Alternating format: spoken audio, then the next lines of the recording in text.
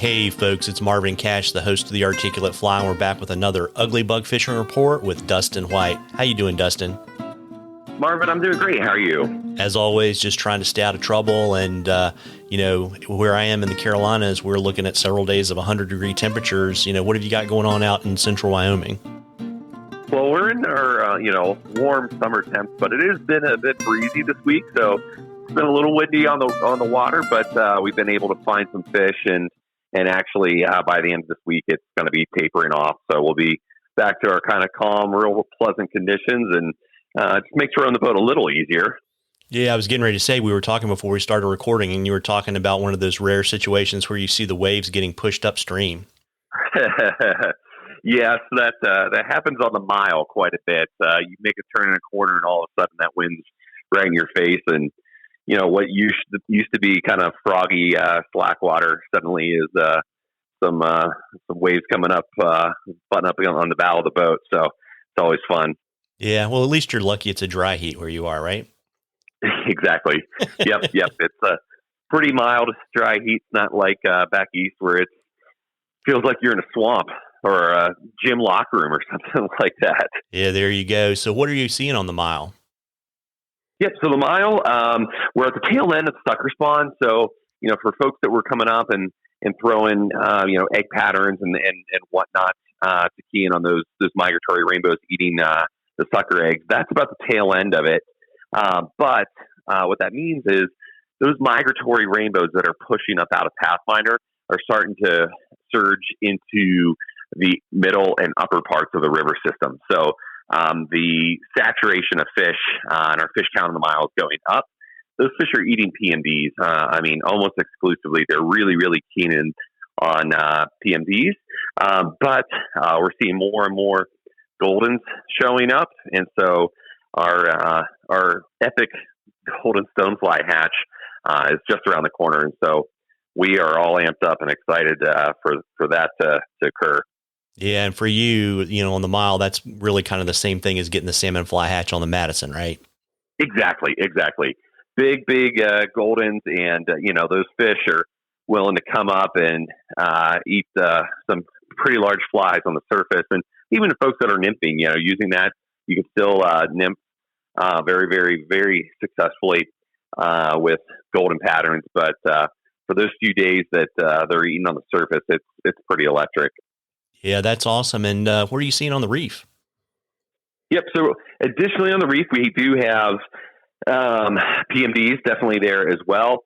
Caddis are showing up, and they did just bump the reef a few days ago. We had two kind of sequential bumps in flow. So they took it from 500 CFS up to 1,200, and then the very next day took us up to 2,000. So those fish are starting to hold in kind of more edge water. Although in the heat of the day with the warm temps we've had, and when in the afternoon, we can start to see those fish kind of shifting into the shallow riffles and kind of getting into more oxygenated water. But by and large, those fish are holding in that softer water. They're still kind of settling in to figure out where they're going to be at. But if folks are going to be out in the next week or so, that's a pretty safe bet for them. Yeah, and so when they move up in the riffles, do you nymph for them, or is that a place to get them to kind of eat up the streamer? Definitely can eat them off the streamer at that point. Like a lot of our western tailwaters, clarity is if it's too clear of conditions, it can kind of bite you in the heel. So, we want a little bit of either cloud cover or turbidity in the water if that's going to be the case. Generally speaking, if they bump flows, you're going to have a little more color in the water, and so it can be successful. But if folks are still wanting to nymph, definitely do that. Just shorten up and lighten up, and you'll have some success there in that shallow riffles as well.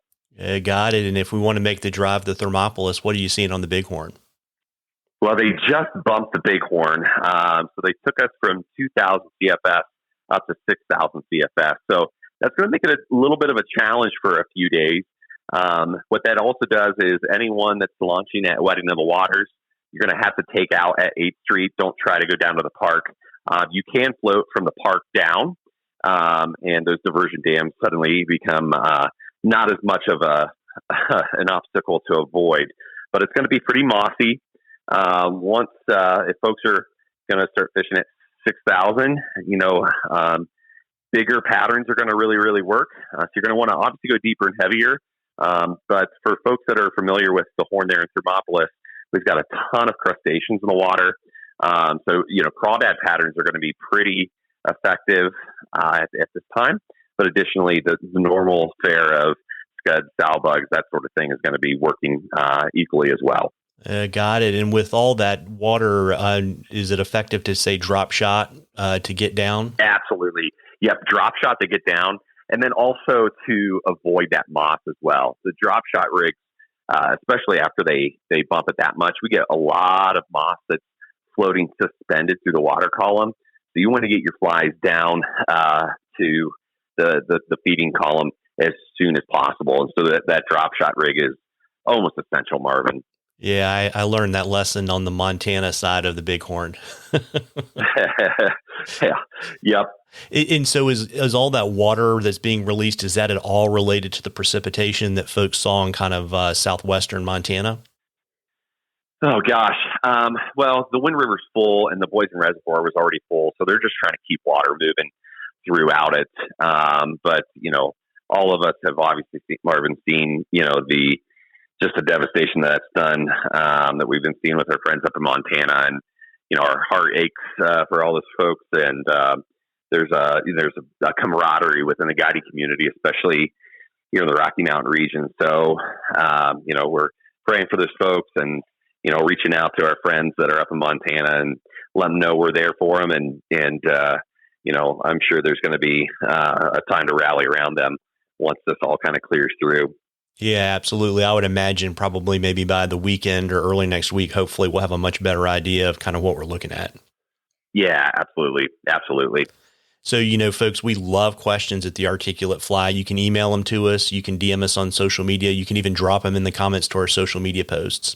And if we use your questions, I will send you some Articulate Fly swag. And then the Ugly Bug Fly Shop has generously agreed to donate a fly box full of North Platte patterns and some store swag for the drawing winner. And, Dustin, as we've talked about before, even if you don't fish on the North Platte, if you're a tailwater fisherman, this box will be great for you.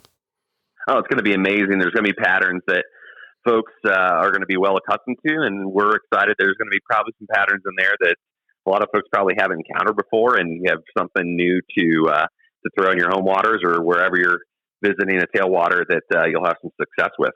Yeah, and even if your question doesn't get selected, if you mention the fishing report when you're in the shop, you'll get 10% off your purchase. And, Dustin, before I let you go, I know you guys are like full bore for the summer. You want to let folks know kind of shop location, kind of shop hours, and how to book with Crazy Rainbow Fly Fishing so they can get out on the water with you guys. Yep. So our summer hours are open 7 days a week right now. Our shop is located downtown Casper on Center Street. And if anyone wants to get out in the water with us, you can call our shop at area code 307-234-6905. You can book online at crazyrainbow.net. And if you want to kind of follow what's going on in the water with our guides and deals in the shop, you can find us on Instagram at Ugly Bug Fly Shop. Well, there you go. Well, listen, folks, you owe it to yourself to get out there and catch a few. Tight lines, everybody. Tight lines, Dustin. Tight lines, Marvin. Thanks so much.